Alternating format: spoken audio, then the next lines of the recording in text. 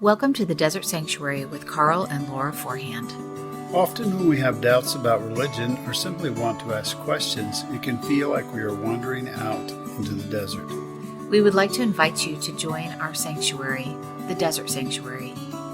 We've tried to pick guests that would resonate with and challenge us and our fellow seekers here in the desert. We believe that a key to the journey is to keep asking good questions, and we believe that all stories are sacred. Our hope is that you will find life and healing for your body and mind, and that you will be able to be where you are and be who you are. And now, here is our show. Hi, welcome to the Desert Sanctuary podcast. I'm Laura Forehand. I'm here with Carl Forehand, and we're going to do something that we haven't done in a while, which is talk to or interview Carl about a new book you have coming out. So welcome to the podcast, Carl. Thanks. So you've got a new book. It's getting close to being published, correct? Yeah, we're due May 5th. May 5th. Okay. Cinco de Mayo. Somewhere around there. Yeah. 11th maybe. Well, so tell us the title. So the title is Campfires in the Desert. It's a deconstruction travel guide. Okay. So that was the initial title, was the deconstruction travel guide. But as it kind of developed, then these things, these tips, these suggestions of things to think about and things that are important became kind of campfires. So then it relates kind of back to our philosophy, the way we do things. When it feels like people are wandering out in the desert, there's campfires or discussions. When you gather around a campfire and look at each other and think and talk about things face to face as equals around the campfire. It's interesting that the setting of a campfire is a circle, right? Where you're talking about restorative circles right now. And so the similar idea, we're all facing each other. We're all on equal plane. We're just talking about things. And then maybe someone goes on to a different campfire and they have a different discussion. And so as I was writing over the past months, I started out with a lot of questions, good questions, the serious questions.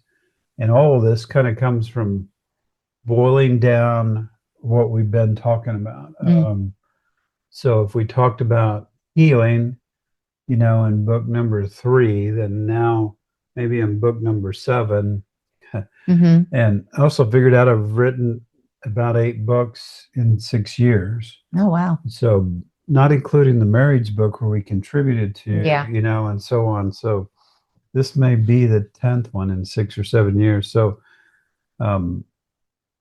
but what I've noticed is from the previous books, the things that we were talking about still get talked about, but they're a little more refined. And I've heard, in other words, I've been to other campfires, I've listened to other people, and I've learned from them, and also had my own experiences I can tell about around the campfire. And that all kind of came together. Wasn't really intended to write a book, just was doing the part 2, which is good questions, and then kind of evolved into this, didn't know what to call it, group of writings that were about all these things we've been learning while we've been in the desert. So is that how it came about? You kind of just condensed, took some of the things that might have been more generalized ideas and condensed them? Or is it more like I've been in the desert longer now, so I have more wisdom, if you will, to impart, or I can maybe streamline this a little bit more? Yes. Okay. So it's both of those things. I think it is, some of these things are newer because we're just finding out about them. Like learning to celebrate yourself was something I worked on in therapy. So that kind of came about as a result of that. But like learning to be who you are, authenticity, and learning to be where you are, presence, have been things we've been talking about since the second book. Yeah. Right? Yeah. So that was about a journey towards presence and authenticity. So as I've written more, I've experienced more and learned new things and learned about things about those things. It seems like things condense down and get more firm and able to understand. And so when there's no understanding, it makes me want to write about that. And so there are a series of blogs already out on the Desert Sanctuary about most of these things. But then they've been refined and kind of put all in the same place. And that's how the book kind of came about. Yeah.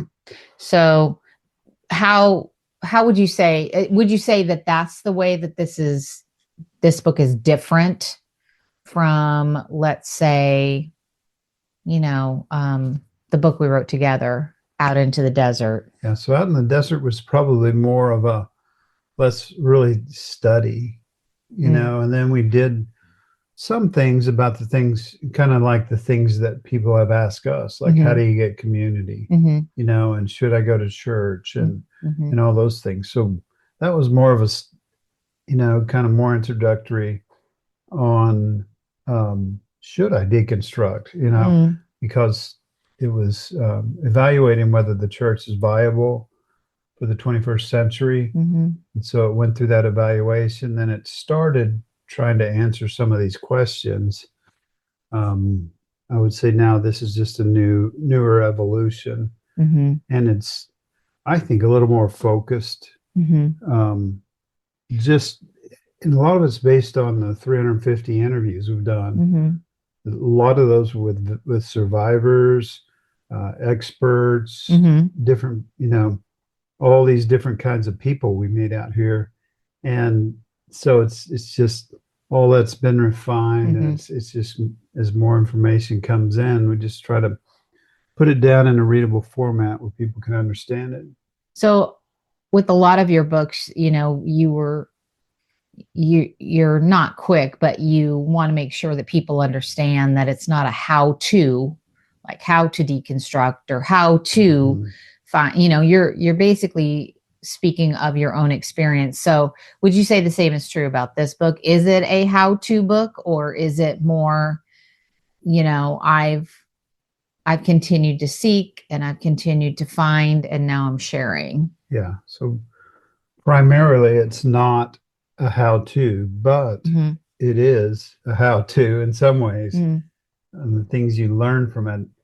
One of the things that I noticed pretty early is that I just wanted to put more and more about healing and about how do we get better. And those things in other books kind of got, it was like the secondary thing we're talking about. And even someone recommended that I don't put the end of chapter 1, where it talks about healing, right in the beginning of the book, because it might scare people off. But my thinking from doing 350 interviews is that a lot of people come into deconstruction, and especially ex-pastors, and we want to start something new. And I would say that's one of the mistakes I made, starting doing a website before you do counseling, and I want to really imprint on people. The first 2 chapters are called Getting Out of Survival Mode. And at the end, it talks about healing a little bit, and then getting away from your trauma. You can't heal from your trauma while you're being reintroduced to more trauma. So that's how it starts out, with that kind of serious thing. And I suppose that might scare some people off, but I would hope that people that are serious about deconstructing their faith will take that into consideration and consider doing some work. Yeah. I mean, because I think that is a trap we can get caught in, where, we come out of church and we're so used to being busy or having a certain title or whatever. And I mean, I think that's part of our human nature in a way, is just we learn something and we want to share it. I know I'm doing that right now at school, and sometimes it falls on deaf ears, and sometimes it doesn't, or, we just don't have the capability, whatever. But but something that you're passionate about, you want to share with other people. However, if you're not doing your own healing, your own trauma work, whatever that looks like to you, then it's really easy to just create what you've always done. Yeah. So you think about those campfires. So here I am deconstructing my faith, and I come to a campfire. Mm-hmm. I don't really want the other guy at the campfire to go, hey, what you should really do is come join my campfire, Mm-hmm. Join my group. Mm-hmm. I'll talk to you like I used to as a pastor, and I'll instruct you and so on. Most people in the desert aren't really interested in that type of relationship. Mm. If you have, I have a book you could read, might be handy. You might be able to pull some stuff out of that. People might accept that, but then they want to go on their own journey, right? Yeah, and they should go on their own journey. Right, absolutely. And so it's not about how many people I can get to come to my campfire. That is religious thinking. Sure. If I can get them all here, then we have more power and we have more influence. Right. We influence the influencers and all that toxic garbage. But it's just that we're sharing information around the campfire. This is very blunt. Some of it's very blunt information, especially about the healing, because it's really serious. You and I are we're still working on it. And, I feel like, and that's why I think I've always said, like, the word healing is almost like a misnomer, because I think that if you're living life, you're constantly like reevaluating and healing from things. And that's not necessarily a bad thing.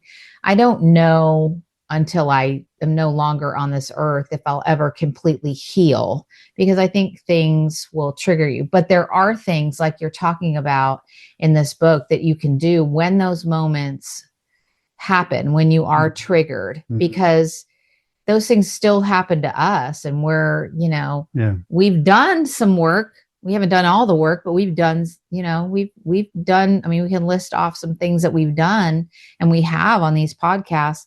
And yet sometimes incidents happen where we're triggered. Yeah.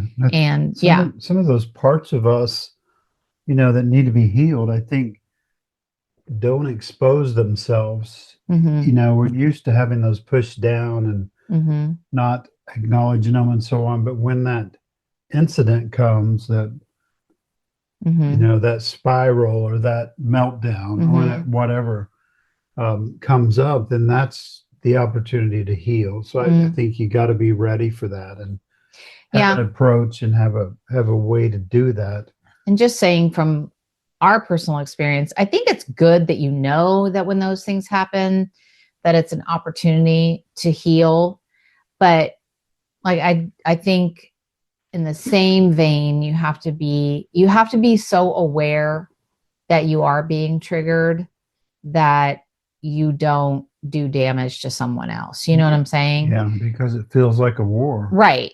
And right. you feel like you're, fighting for your life. I know. Or whatever, that trauma has embedded itself as. You're in fight, flight, or freeze, fawn. You're in that mode. Your brain's off, your cortex is offline, and you're just reacting. So, but I think, you said maybe not say we've healed or we're healed, but maybe we're healing. That's what I'm saying. Yeah. I think for me, I think it's kind of like I said on this podcast before. I think that there'll always be parts that haven't surfaced yet that I'll need to deconstruct. And there's also parts that haven't surfaced yet that I will need to heal. Yeah. There may be questions you don't even know you need to ask. Right.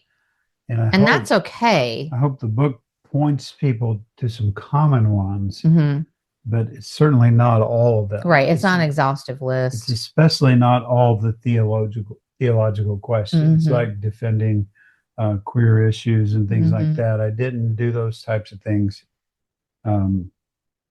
because I just ran out of room. Yeah. And those have been kind of adequately covered, I think, from some people in the progressive movement. May have dealt with those extensively. And I wanted the most common things that we deal with in the desert, and what people talk about on our podcast, what they say is important, what the experts say, what the survivors say. And I'm glad that we're learning to listen to survivor stories. There's just another incident in the deconstruction world right now, right, about abuse, and dealing with that again. Something that you brought up probably about a year ago, and 2 years ago. 2 years ago, and it was kind of it was a lot, and now finding out that everything that you had said was actually what was going on. So and in a way that's like, that gives you an opportunity to heal that part, but also it can be a little triggering too, because it's like, why didn't anybody listen to me back then? But I kind of wanted to talk about, like, so, and you may have alluded to this already, but what are the campfires? So when you say, campfires in the desert, what are the campfires? So let me read from the back cover about that. Sure. Since it won't be out for a few months. Campfires hold a unique place in the tapestry of history. They serve as gathering points across various cultures and religions. Notably, the circular shape of the campfire promotes equal access within the shared community. The fire at the center captures our attention and encourages us to face one another as we share experiences, wisdom, and insights about the world out there. It's the birthplace of great myths and stories. This book is titled Campfires in the Desert because it evolves from nearly 400 conversations we've had with people on our podcast, The Desert Sanctuary. Think of each chapter as a campfire experience where you listen to the stories and share experiences with other travelers. These campfire experiences are not lectures you need to agree with. Each chapter or campfire should become a place where discussions start and where we give up our certainty to search for truth in different circles. The deconstruction journey can be life-changing if we embrace it. So is this a conversation, and how is it a conversation? Because you're saying that these campfires, it's not a lecture, it's a place where we can come and have conversation. So how are people going to have this conversation as they're reading this book? I hope one thing they'll do is engage in the community.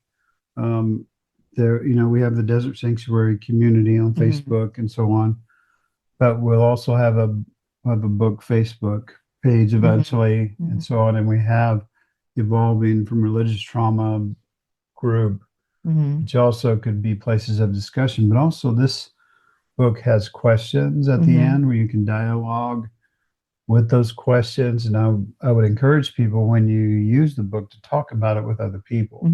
And so it's a discussion in the book, because I'm talking about stories that we've heard, experiences we've had, right? And then my thoughts. And so along with thoughts of experts and references that I'm pulling in. So in a way, there's a lot of voices coming into this discussion. And at first you're just listening. But then what I hope, the second part is about good questions, but even the first part, what I hope is that in those campfires, there's, I still ask questions in there. So, it's still kind of a dialogue. Of course, it's a book, so it's not an actual campfire, but it does kind of represent it, in that there's a lot of voices going into what we're presenting. And there are, like you said, there are groups where, we want to encourage people to, leave really well thought out, comments or questions that they have as they're going through this journey as well. Almost every campfire has a book, at least one book that it's pointing to, or another speaker. And that's not just your books. That's like other people that you've learned from. Exactly. And, especially in the trauma areas, do a lot of pointing to people that have been instrumental in that kind of stuff. And the things that I needed someone else's expertise, I brought that in, pointed back to their material, just like any paper or book would. But I think, the main thing is just where it comes from. All this wisdom comes just from our experiences and the discussions we've had. So, and in some cases, some of the challenges we've had. And I really just can't overemphasize how focused it is on our healing journey. It's just all throughout there. It's not the only thing it's about, but it is included in a lot of the topics. This is your healing comes first, your self-care comes first, regulation, somatic healing, all those kind of things are all throughout the book. Even probably in the good questions. That's the second half of the book. So what are the questions? Are you talking like questions at the end of each chapter, or are there other questions throughout the book that you want to share? Yeah, so at the end of each chapter, the first half of the book is called Travel Tips for Deconstruction. So that is about 14 to 15 different thoughts, like getting out of survival mode, get some new friends, get into your body, learn to trust yourself, learn to celebrate yourself. So after all of those kind of chapters, those campfires, there's a series of questions. One of them always says, how did this strike you? What, now you've read it, what are you feeling right now? What did you come away with? But also specific questions about the content. So, but then the second half of the book is called Good Questions. And that was the thing I've been focused on for the last year a lot. What are those main questions that people say we should ask when they come to our podcast? And, like the first one is God a good father? And so that's the first question I ask in my first book. Is God a better father than me? And so it goes through some of that, but then is God restorative or is God retributive? And that's a central part of deconstruction. Does God change? Is God immutable? Why does God let evil exist? Why go to church? Did my tradition get it right? Are we addicted to church, which comes from out into the desert? What do I fear? What do I feel? Who am I? Am I getting better? Those kind of things. So it's not going to cover, 100 doctrinal things that other people have talked about. Those theological, things that to be real about it, we've kind of moved on past that. We've accepted that queer people are important and we needed to be advocates and allies for them and so on. And so we've moved on from arguing about is it in the Bible or not. And, in a way, we just don't want to have that argument anymore. Is it in the Bible or what does it say in the Bible? Because first of all, you can make the Bible say whatever you want. And to some degree, we don't care anymore. It's not my religion anymore. And the book was never sufficient anyhow. So, but that's kind of tossed around and discussed a little bit, but we're not going to write a book about 30 theological things you need to consider. Well, that makes me think about, like, at school, the big thing is that we end up saying when we're talking about policies and procedures is like, we have to do what's best for kids. And so when you were talking about the Bible, that's what I thought about, because I thought, is everything in the Bible what's best for me? Is it what's best for other people? Mm-hmm. If something is going to tell me not to love someone, that is not what's best for me. That is not what's best for the people that I love that are in the queer community, or, whatever. I mean, we're throwing up the queer community, but it could be anything, right? So, if it doesn't point to,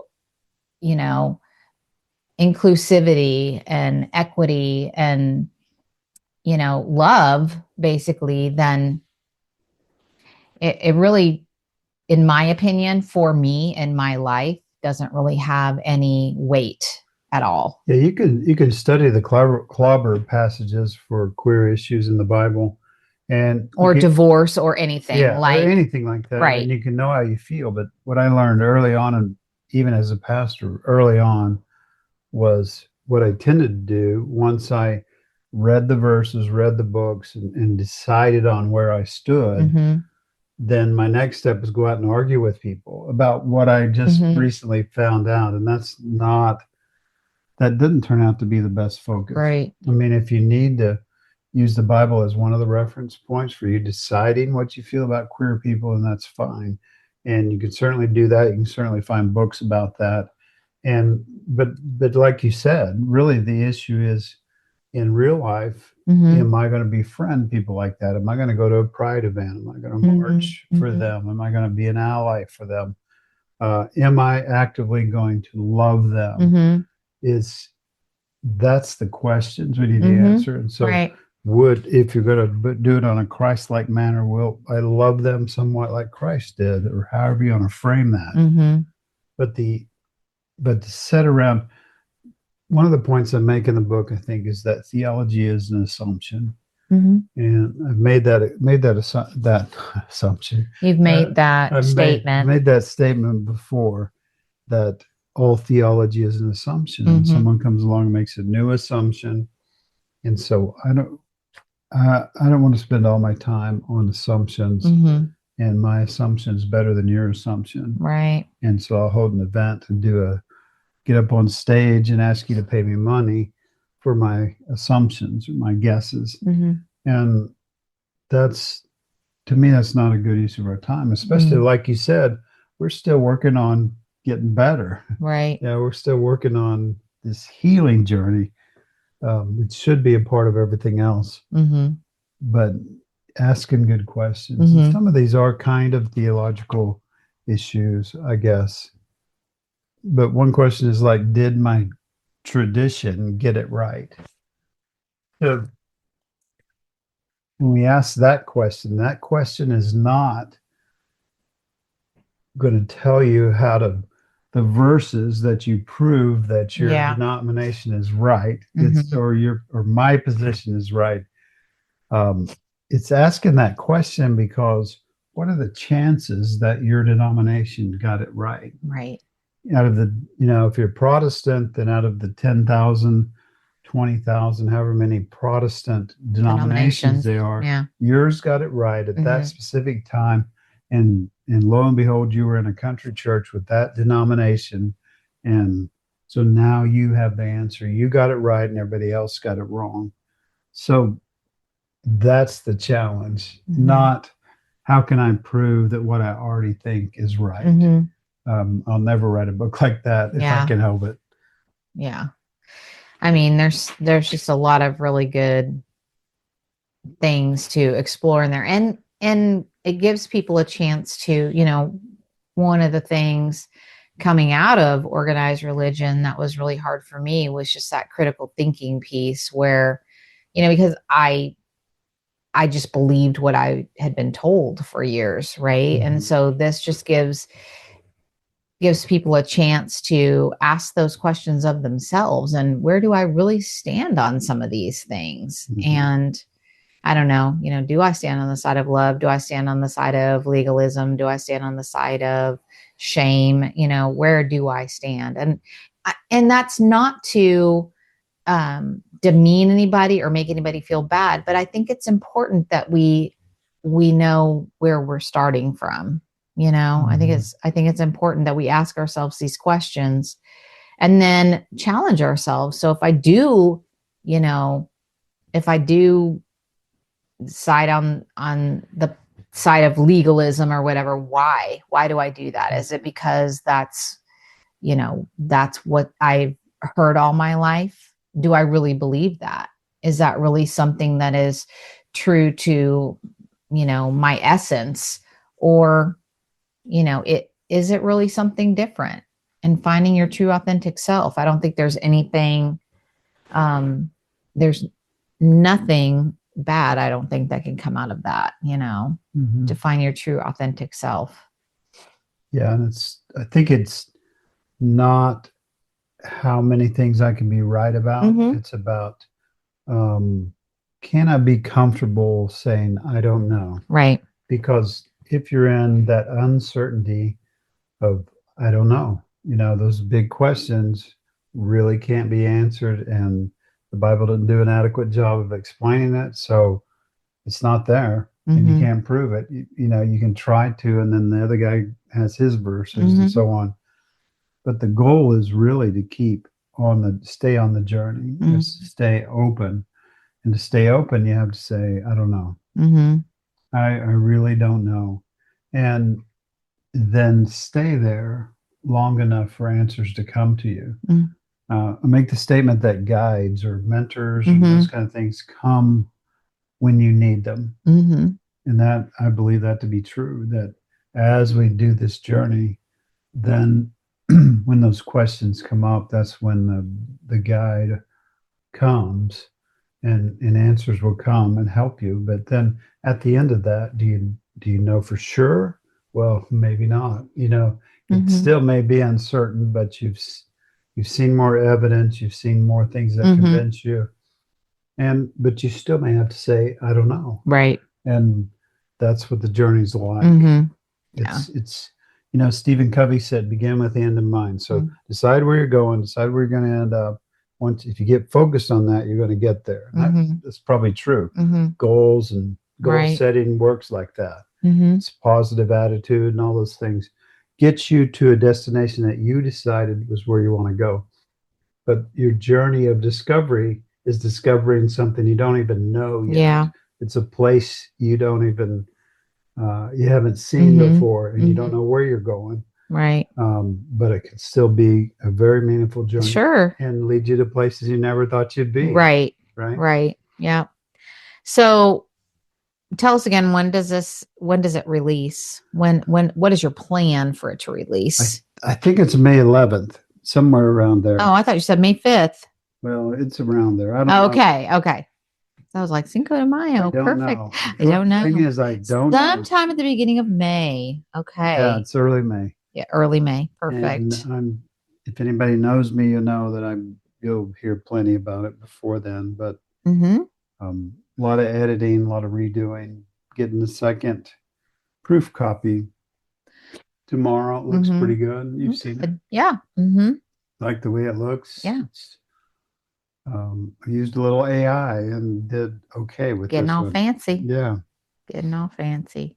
Well, anything else you want to add, promote? What do we need to look forward to? Like you said something about a Facebook page and, anything else you have going around in your brain? I would just, for this book, I would just encourage people, don't go in saying, I hope this book addresses the issue that I want it to address. Because keep in mind, you may not realize the question you need to ask. You may not realize what you're searching for exactly, and a lot of times that's how we are. Yep. But I would encourage you to dive in, interact with them, pretend like you're at the campfire, and all the questions you have, you write them down. And I believe, you don't even necessarily need me to answer those questions for you. You just need to stay with them. You sit with them, you keep them with you, and things will come into your life that'll help you with that. And I think you're going to be better off for doing it. Yeah, absolutely. Yeah. Well, looking forward to it. And I know, like you said, you'll push stuff out on Facebook and especially as it gets closer to being released, and then once it is released. So Where are people going to be able to purchase it? Yeah, to be just like everything. Now that I published myself, it's a little more limited. It's not quite as in many places, but you can still find it on Amazon and the main places. Or you can order it from us eventually. Yeah. I would encourage people to check out the Unlearning Curve that we started with my son and Stuart Deloney. It's good, you guys. I listened to it. It's starting to develop into something really kind of cool. Yeah. We're all getting comfortable with each other and our roles in that. And we divide up kind of the responsibility of it. And hopefully it's going to work out. Yeah. There's about 16 episodes. Okay. They're about 30 minutes long, so they're not like super long. Although I'm a podcast junkie, so I'll listen to a podcast if it's an hour and a half. I don't care. Yeah. But this one, it's like not hard to listen to at all. There's some humor, but you guys do tackle some current things going on. What are your 3 topics on the Unlearning Curve? So we usually talk about someone, toxic preacher or something like that. We then session 2, we talk about a system. We did the Southern Baptist Convention. We did prosperity gospel situations. But then the third is always something about mental health. And when we did the prosperity doctrine, it was how is prosperity doctrine affecting, or what's the fallout to normal people. And then the last one, the fourth one, is kind of all about what we're learning, what you're learning, maybe something new we've been discovering, or just want to talk about and toss it around. But we record all 4 of those sessions together. Yeah. So it's like a 2.5 or 3 hour recording session. Right. But that keeps us kind of engaged with each other for a while, and it turns out pretty good. Yeah. Yeah, I agree. Yeah, like I said, I'm listening to it. It's well worth your time to find that on your favorite podcast streaming, whatever they're called. I don't even know. Also, tune into the Desert Sanctuary starting in April, because in April we'll have 1 guest for the whole month. And I recorded the one for April with Dr. Robert Bob Miner, and we did about 2 hours of content. Yeah, so you may or may not hear my voice on there, only because, like, you guys did that one when I was at school. So yeah, and that's, I mean, when that give happens. Time, a lot of times is during the day. You have to do it when you can do it. Yeah, I'm not offended. Well, I'm glad we had this conversation about your new book, and I'm sure it will not be your last. So yeah, probably have a special one right before it releases. Yeah, for sure. And do all that stuff. Yeah. All right. Okay. Thanks for tuning in out there, and we appreciate your support. We appreciate you tuning in and following us on this journey. As always, be where you are, be who you are, and be at peace. Thank you for joining us today on the Desert Sanctuary podcast. Remember, all who wander in the desert are not lost. We believe all of our stories are sacred. We are always here if you need someone to hear your story. Check out our blog on Pathos and also our YouTube channel. And stay tuned for our Leaning Forward conference. Remember, we love you. And be at peace.